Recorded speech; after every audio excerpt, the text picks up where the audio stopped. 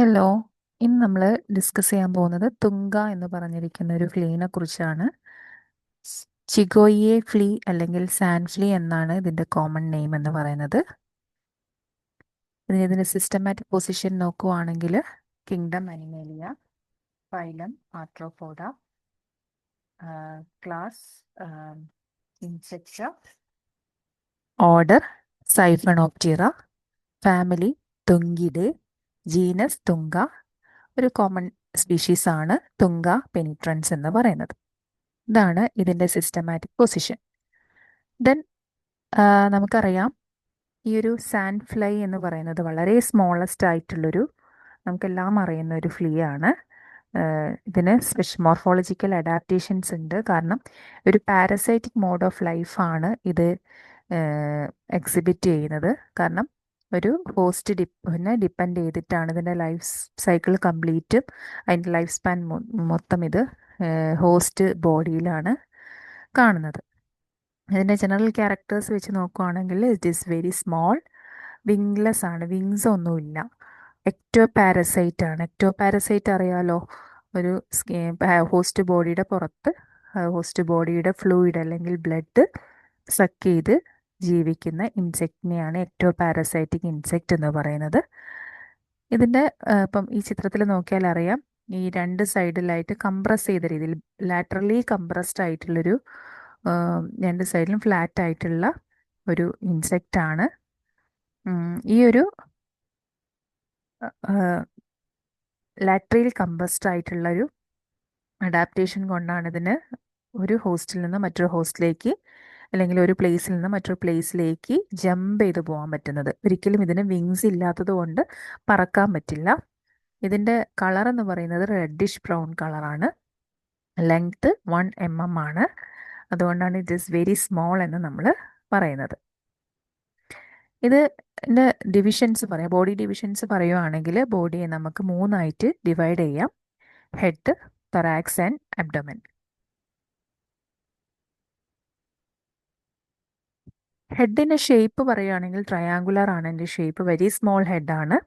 ഹെഡിൽ എന്തൊക്കെയാണുള്ളത് സാധാരണ നമുക്കറിയാം. ആർത്രോപോഡ് ഇൻസെക്റ്റിൻ്റെ ഒക്കെ കേസിൽ പറയുകയാണെങ്കിൽ ഇവരുടെ സ്പെഷ്യലൈസ്ഡ് ഫീച്ചർ എന്ന് പറഞ്ഞാൽ അവരുടെ കോമ്പൗണ്ട് ഐ ആയിരിക്കും. പക്ഷേ ഈ ഒരു തുങ്ക എന്ന് പറഞ്ഞിട്ടുള്ള സ്പീഷീസിൻ്റെ പ്രത്യേകത എന്താണെന്ന് വെച്ചാൽ ഇവർക്ക് ഇവരുടെ ഹെഡിൽ ഒരു പെയർ ഓഫ് സിമ്പിൾ ഐസ് ആണ് കാണുന്നത്. അതും ട്രയാങ്കുലർ ഷേപ്പിലായിരിക്കും ഹെഡ് ഉള്ളത്. പിന്നെ ഹെഡിൽ കാണുന്ന വേറൊരു സ്ട്രക്ചറാണ് antennae. Antennae usually very short and 3 segments are present. 3 segmented ആയിട്ടുള്ള ആൻറ്റിനെയാണ്. പിന്നെ മൗത്ത് പാർട്സ് കാണുന്നുണ്ട് ഹെഡ് റീജിയനിൽ. അത് പാരസൈറ്റിക് മോഡ് ഓഫ് ലൈഫാണ് ഇവർ എക്സിബിറ്റ് ചെയ്യുന്നത് കൊണ്ട് സ്പെഷ്യലി അഡാപ്റ്റഡ് ആയിട്ടുള്ള മൗത്ത് പാർട്സ് ആണ്. Piercing and sucking ടൈപ്പാണത്.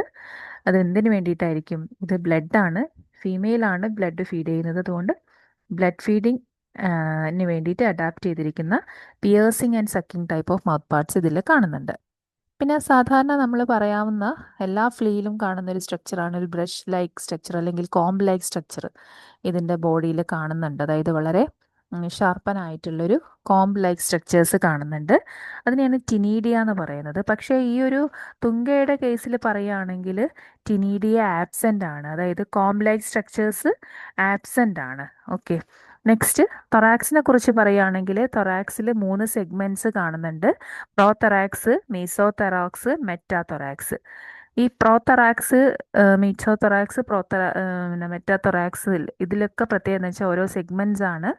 ഈ ഓരോ സെഗ്മെൻറ്റ്സിലും എന്ത് കാണുന്നത്? A pair of strong legs കാണുന്നുണ്ട്.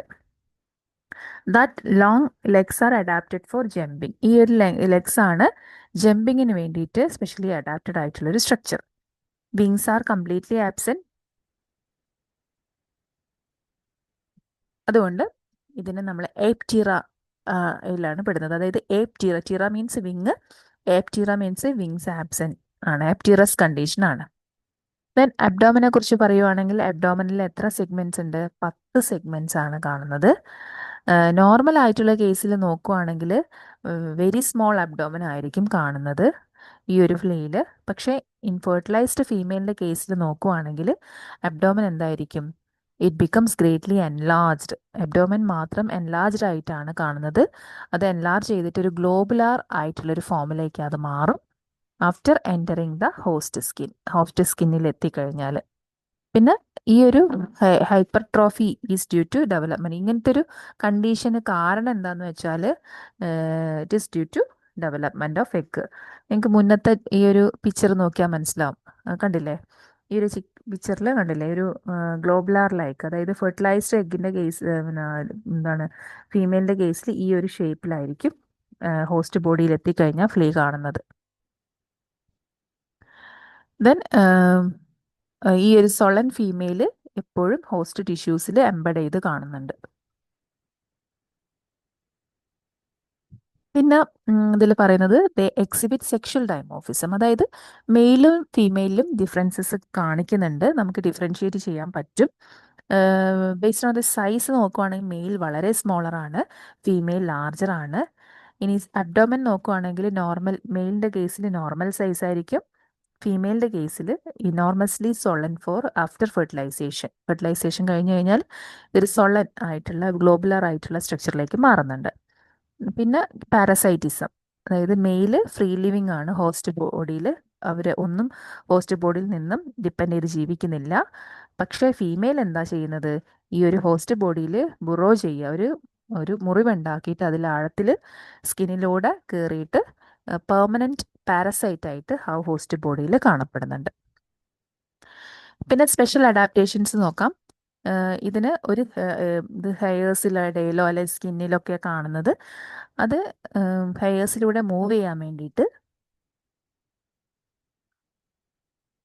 അല്ലെങ്കിൽ സ്കിന്നിൽ കൂടെ മൂവ് ചെയ്യാൻ വേണ്ടിയിട്ട് ലാറ്ററലി കംപ്രസ്ഡ് ആയിട്ടുള്ള ബോഡി, സ്പെഷ്യലൈസ്ഡ് അഡാപ്റ്റഡ് ആയിട്ടുള്ള സ്ട്രക്ചറാണ് ലാറ്ററലി കംപ്രസ്ഡ് ബോഡി. പിന്നെ സ്ട്രോങ് ഹൈൻഡ് ലെഗ് യൂസ് ചെയ്തിട്ടാണ് ഇത് ജമ്പ് ചെയ്യുന്നത്. ബ്ലഡ് ഫീഡ് ചെയ്യാൻ വേണ്ടിയിട്ട് സ്പെഷ്യലൈസ്ഡ് ആയിട്ടുള്ള പിയേഴ്സിങ് മൗത്ത് പാർട്സ് ഉണ്ട് ഫോർ സക്കിങ് ബ്ലഡ്.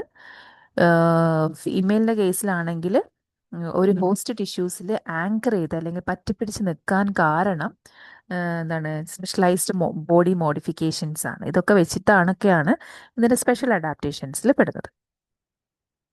ഇതിൻ്റെ ലൈഫ് സൈക്കിളിലേക്ക് കടക്കാം. ഹോളോ മെറ്റബോളസ്, അതായത് കംപ്ലീറ്റ് മെറ്റമോർഫോസിസ് ആണ് ഇത് എക്സിബിറ്റ് ചെയ്യുന്നത്. അതായത് എല്ലാ സ്റ്റേജസും ഇതിൻ്റെ ലൈഫ് സൈക്കിളിൽ കാണുന്നുണ്ട്, എഗ്ഗ് മുതൽ അഡൽട്ട് വരെ. Egg, larva, pupa and adult. Then egg stage നോക്കുവാണെങ്കിൽ മീറ്റിങ്ങിന് ശേഷം ഫെർട്ടിലൈസ്ഡ് ഫീമെയിൽസ് എന്താ ചെയ്യുന്നതെന്ന് വെച്ചാൽ ഹോസ്റ്റ് ബോഡിയിൽ ഒരു ബുറോ ഉണ്ടാക്കിയിട്ട്, ഒരു കുഴി പോലെ ഉണ്ടാക്കിയിട്ട് സ്കിന്നിൽ അവിടെ എന്താണ് അവിടെ നിൽക്കുകയാണ് ചെയ്യുന്നത്. യൂഷ്വലി എവിടെയാണ് കാണുന്നത്? ഹ്യൂമൻ ബീങ്സിൻ്റെ ഫീറ്റിലും ആനിമൽസിൻ്റെ ഫീറ്റിലൊക്കെയാണ് കാണുന്നത്. അപ്പം ആ ഒരു ബുറോയിൽ അതിൻ്റെ, അതായത് ആ ഫീമെയിലിൻ്റെ പോസ്റ്റീരിയർ എൻഡ് മാത്രമാണ് പുറത്തേക്ക് എക്സ്പോസ് ചെയ്ത് കാണിക്കുന്നത്. Inside the host tissue the abdomen enlarges greatly due to egg development. നേരത്തെ പറഞ്ഞ പോലെ ഹോസ്റ്റ് ടിഷ്യൂസിൽ എത്തിക്കഴിഞ്ഞാൽ എഗ് ഡെവലപ്മെൻറ്റിന് വേണ്ടിയിട്ട് അതിൻ്റെ അബ്ഡോമൻ എന്ത് ചെയ്യുന്നുണ്ട്? എൻലാർജ് ചെയ്ത് കാണുന്നുണ്ട്. ഏകദേശം ഒരു 100 to 200 എഗ്സ് ആണ് ഇത് ലേ ചെയ്യുന്നത് ഫീമെയിൽ. അത് എങ്ങനെയാണ്? അതായത് ആ എഗ്സ് ഹോസ്റ്റ് ബോഡിയിൽ നിന്ന് പുറത്തേക്ക് ഗ്രൗണ്ടിലേക്കാണ് ലേ ചെയ്യുന്നത്. ഏകദേശം 3 to 4 days എടുത്തിട്ട് എഗ്ഗ് ഹാച്ച് ഔട്ട് ആവുന്നുണ്ട്.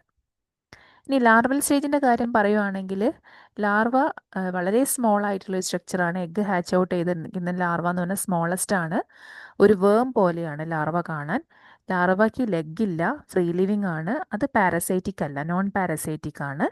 അത് മെയിൻലി ഫീഡ് ചെയ്യുന്നത് ഓർഗാനിക് ഡെബ്രിസ്, സോയിലുള്ള ഓർഗാനിക് ഡെബ്രിസ് അല്ലെങ്കിൽ സാൻഡിലുള്ള അല്ലെങ്കിൽ ഡസ്റ്റ് പാർട്ടിക്കിൾസ് ഉള്ള ഓർഗാനിക് ഡെബ്രിസ് ആണ് ഫീഡ് ചെയ്യുന്നത്. പിന്നെ ലാർവൽ സ്റ്റേജ് കഴിഞ്ഞ് പ്യൂപ്പ ആവുന്നതിനിടയിൽ ഇത് 2 മൗൾട്ടിംഗ് ആണ്, അതായത് സ്കിൻ റിമൂവ് ചെയ്യുന്നത് 2 തവണയാണ്. ഏകദേശം 10 to 14 days ആയിരിക്കും അതിൻ്റെ ഡ്യൂറേഷൻ എന്ന് പറയുന്നത്. ഇനി പ്യൂപ്പൽ സ്റ്റേജ് നോക്കിക്കേ. പ്യൂപ്പൽ സ്റ്റേജ് എന്ന് പറഞ്ഞാൽ മെച്ചുവേർഡ് ആയിട്ടുള്ള ലാർവ സ്പിൻ ചെയ്തിട്ട് ഒരു സിലിക്കൺ കൊക്കൂണ് പോലെ ആകുന്നുണ്ട്. It becomes A pupa. ആ പ്യൂപ്പൽ സ്റ്റേജ് എന്ന് പറഞ്ഞാൽ റെസ്റ്റിംഗ് സ്റ്റേജ് ആണ്. ഈ ഒരു സ്റ്റേജ് എന്ന് പറഞ്ഞാൽ നോൺ ഫീഡിങ് സ്റ്റേജ് ആണ്. ആ കൊക്കോണിൻ്റെ ഉള്ളിലാണ് ലാർവെ ഉണ്ടാവുന്നത്. ആ ലാർവ ട്രാൻസ്ഫോം ചെയ്തിട്ട് അഡൾട്ടായിട്ട് മാറുന്നുണ്ട്. ഓക്കെ, മെറ്റമോർഫോസിസ് വഴി. ഇതിൻ്റെ ഡ്യൂറേഷൻ ഏകദേശം 7 to 10 days ആണ് എടുക്കുന്നത്. അഡൽട്ട് സ്റ്റേജ് നമുക്കറിയാം ആ ഒരു കൊക്കൂണിൽ നിന്ന് അഡൽട്ട് ഫ്ലീ എമേർജ് ചെയ്യുന്നുണ്ട് പുറത്തേക്ക്. മെയിലും ഫീമെയിലും ഫ്രീ ലിവിങ് ആണ്. എക്ടോ പാരസൈറ്റ് ആണ് ഫീമെയിൽ.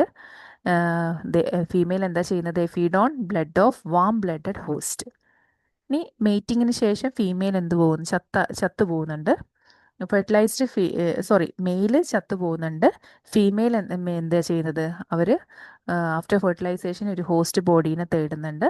ആ ഹോസ്റ്റ് ബോഡീനെ കിട്ടിക്കഴിഞ്ഞാൽ അതിൻ്റെ സ്കിന്നിലൂടെ പെനിട്രേറ്റ് ചെയ്തിട്ട് മെയിൻലി ടോസോ സോൾസോ ഫീറ്റിലൊക്കെയാണ് കാണുന്നത്. ഒരിക്കൽ ഇത് അതിൻ്റെ ഹോസ്റ്റ് ബോഡിയിൽ എത്തിക്കഴിഞ്ഞാൽ പെർമനൻ്റ് ആയിട്ട് തന്നെ ആ ഹോസ്റ്റിനെ ഡിപ്പെൻഡ് ചെയ്ത് ജീവിക്കുന്നുണ്ട്. അതുകൊണ്ട് ഇതൊരു പെർമനൻറ്റ് പാരസൈറ്റ് ആയിട്ട് ആക്ട് ചെയ്യുകയും അവിടെ എഗ് പ്രൊഡക്ഷൻ സ്റ്റാർട്ട് ചെയ്യുകയും ചെയ്യുന്നുണ്ട്. Then after releasing egg, female eventually ഈ എഗ് റിലീസ് ചെയ്തതിന് ശേഷം ആ ഹോസ്റ്റ് ടിഷ്യൂസിൽ വെച്ച് തന്നെ ഫീമെയിൽ എന്ത് ചെയ്യുന്നുണ്ട്? ഡൈ ആയി പോകുന്നുണ്ട്, ചത്തു പോകുന്നുണ്ട്. ഈ total duration of life cycle എന്ന് പറഞ്ഞാൽ ഏകദേശം 3 to 4 വീക്സ് ആണ്. അത് എൻവയോൺമെൻറ്റൽ കണ്ടീഷൻസിനെ ഡിപ്പെൻഡ് ചെയ്തിരിക്കും ആ ഒരു 3 to 4 വീക്സ് എന്ന് പറയുന്നത്. അപ്പം ഇത്രയാണ് ഇതിൻ്റെ മോർഫോളജിക്കൽ ഫീച്ചേഴ്സും ലൈഫ് സൈക്കിളും. Thank you.